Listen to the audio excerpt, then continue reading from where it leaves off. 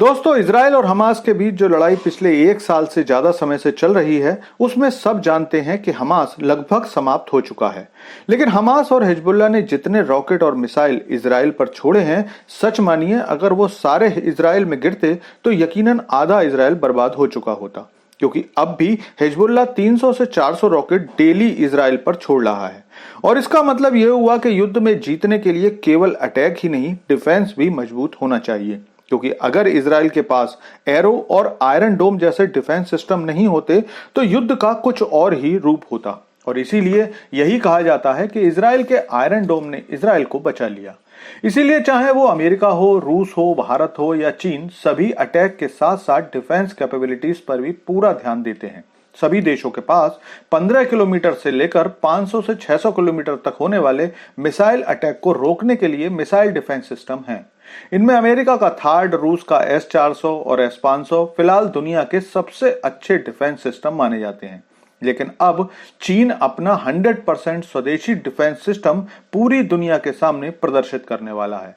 जो खबरें निकलकर सामने आ रही हैं, उनके अनुसार ये चीनी डिफेंस सिस्टम अमेरिकी थार्ड और रूसी S-500 का भी बाप होने वाला है, क्योंकि खबरों के अनुसार इसकी मारक क्षमता 1000 से 3000 किलोमीटर तक होगी।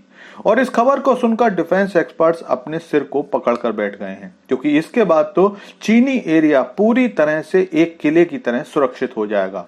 तो चलिए इसकी सारी जानकारी मैं आपको देता हूं, लेकिन आपसे रिक्वेस्ट है कि चैनल को सब्सक्राइब कर लीजिए और साथ ही वीडियो को लाइक कर दीजिए, क्योंकि इसी से हमारी रीच बढ़ती है। तो दोस्तों, चीन के जुआई में अगले हफ्ते एयर शो होने वाला है। 12 नवंबर से 17 नवंबर तक का समय इसके लिए रखा गया है।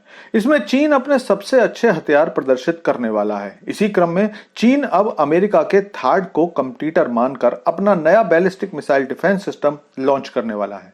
चीन के इस डिफेंस सिस्टम का नाम HQ-19 है। इस सिस्टम के बारे में चर्चा लगभग 3 सालों से थी। 2021 में भी चीन ने इसकी कुछ तस्वीरें जारी की थी।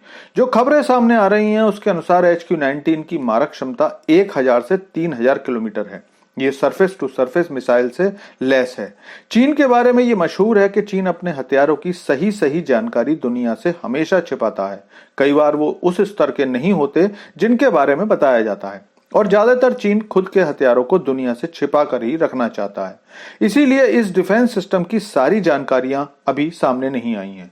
लेकिन अगर 3000 किलोमीटर तक ये ऑब्जेक्ट को ट्रेस करके उसे बर्बाद कर सकता है, तो इसका मतलब यही हुआ कि साउथ चाइना सी के देश जैसे ताइवान, फिलीपींस, वियतनाम और इंडोनेशिया के लिए ये खबर अच्छी नहीं है।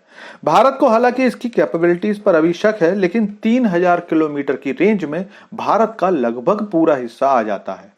अगर भारत की बात करें तो भारत के पास भी मल्टी लेयर डिफेंस सिस्टम है। इसमें आकाश डिफेंस सिस्टम, पृथ्वी डिफेंस सिस्टम है, जिसकी मारक क्षमता 35 किलोमीटर से 80 किलोमीटर तक है, और इसे बढ़ाकर 250 किलोमीटर करने की तैयारी है। इसके अलावा क्विक रिएक्शन सैम यानी कि QRSM, MRSM यानी कि मीडियम रेंज सैम और LRSM यानी कि लॉन्ग रेंज सैम भी, जिसके बारे में माना जाता है कि ये 5000 किलोमीटर तक के ऑब्जेक्ट को इंटरसेप्ट कर सकते हैं। इन डिफेंस सिस्टम्स के टेस्ट अभी जारी हैं और जल्दी ही भारत इन्हें अपनी सेना में शामिल करेगा।